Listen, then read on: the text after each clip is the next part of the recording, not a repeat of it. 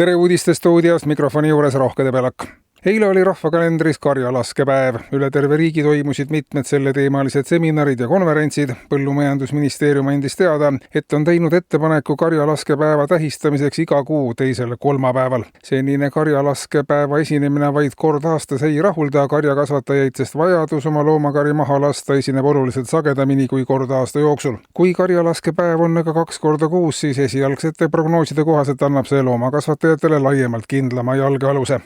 Ja majandusest. Pakri-Neeme gaasisadam, mis läks maksma 50 miljonit eurot ja mida ei ole siiani kasutanud ükski gaasilaev, saab lähiajal uue kasutusala, teatab majandusministeerium. Kogu sadama infrastruktuur läheb kasutusele kormoranide pesitsusalana, kuhu on kavas pesitsema meelitada lisaks praegustele kogu Eestis asuv kormorani populatsioon. Selline hulk linde annab võimaluse nende tööstuslikuks kasutuseks ja juba mõnda aega on ka riik otsinud tippkokkade abil lahendust võtta linnuliik kasutusele gastronoomilises plaanis, et tagada toidu julgeolekuna kodumaise toidutootmise toetamisega. Laiemalt riik on ebaõnnestunud. Vähekindlustatud inimestele annab riik peatselt nüüd mitte õnge, vaid püssi ja loab Pakri-Neeme kormorani sadamas haalamiskai piirkonnas tasuta kormorane küttida. Aasta pärast peaks kormorani sadamas elama kuni 2 miljonit lindu ja suur investeering on läinud ikka asja ette, teatab majandusministeerium.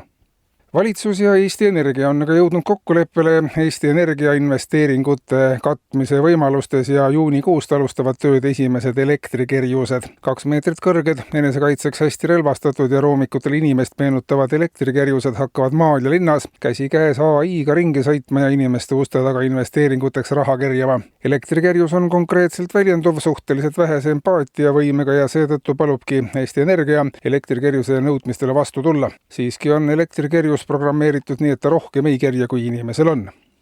Täna hommikul aga kutsuti politsei Toompea lossi. Valvelauast anti teada, et öösel on keegi istungite saali tunginud ja kõrgete riigiteenistujate palka tõstnud. Loo teeb kurioosseks tõsiasi, et riigiteenistujate palgad olid lao kõige tagumises otsas, nendeni jõudmiseks oli kõrvale tõstetud lastetoetused, politseinike ja päästjate palgad, samuti oli kusagil ära tõstetud õpetajate ja medõdede palgad, milliseid ei õnnestunudki enam üles leida. Kurjategijad olid kõrgete riigiteenistujate palgad nüüd nii kõrgele tõstnud, et neid enam kätte ei saadagi ja need jäävadki nüüd lakke. Nii valitsuse kui ka Riigikogu liikmete sõnul on paljudel kõhe oma tööruumides viibida, sest kunagi ei või nüüd ette teada, kuna palk jälle tõuseb ja päästab taas valla rahva meelepaha. Ja ilmajaama andmetel on ainukeseks kohaks, kus täna öösel vihma sajab jälle Paiguti. Paiguti elanike sõnul on olukord muutunud väljakannatamatuks, sest lisaks sellele on neil seal alati ka udu ja äikest. Samal ajal tuleb rahet, paistab päike ja piirkonda räsib tugev lumetorm. Paiguti inimeste evakueerimiseks aga omavalitsusel raha ei ole. Eetris olid uudised.